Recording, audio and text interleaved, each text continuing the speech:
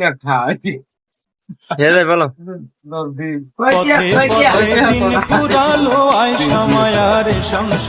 এলাকার সকল বন্ধু বান্ধবদেরকে আমার দোকানে আইসা চা খাওয়ার দাওয়াত রইল। আপনারা সবাই আসবেন, ইনশাল্লাহ আপনাদেরকে চা খাওয়াবো। মালটা চা খাওয়াবো। এখানে এই যে আমার মাটির কাপে করে সকলকে মালটা চা খাওয়াবো। এটা আগে ছিল হলো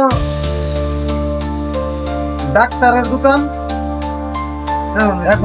এখন আমরা নিয়ে নিছি আমার দোকানের মালিক হইল উনি, আমার বনজামাই, ওনাকে দোকানটা নিয়ে দিছি।